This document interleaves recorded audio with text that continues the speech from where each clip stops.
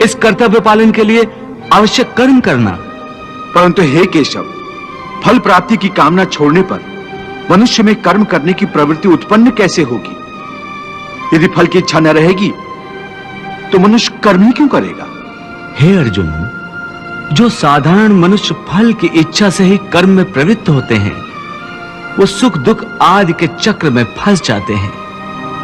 उनकी मन शांति नष्ट हो जाती है। हर पल हर समय फल प्राप्ति के विचार से उनकी निद्रा उड़ जाती है। हे पार्थ, तुम दुर्योधन और उसके भाई को ही देखो। बचपन से ही दुर्योधन, शकुनी और दुशासन आदि ने हस्तिनापुर के सिंहासन को प्राप्त करने के लिए कितने अधर्म किए, याद है ना तुम्हें? उन्होंने जब भीम भैया को पानी में फेंक दिया था और वो घटना भी याद होगी जब इन्हीं कौरवों ने तुम सब पांडवों को लाक्षागृह में जलाकर मार डालने की चाल रची थी।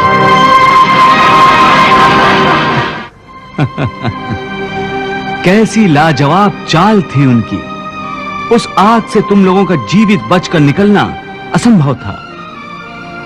कितना योजनाबद्ध कर्म था, परंतु इस कर्म का फल उन्हें मिला नहीं, क्योंकि प्रारब्ध की योजना और थी।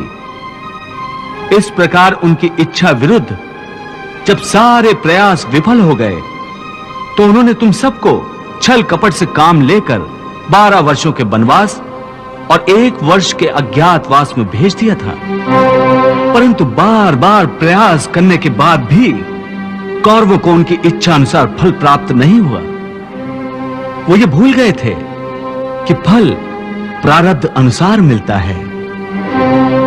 इन दुष्कर्मों के चक्र में वो बुरी तरह फंस गए हैं पार्थ, और जिस फल की कामना वो कर रहे हैं वो फल उन्हें प्राप्त नहीं होगा, बल्कि दुष्कर्मों का बुरा फल ही उन्हें मिलेगा। ये बात तुम सदा याद रखो। वाह प्रभु वाह।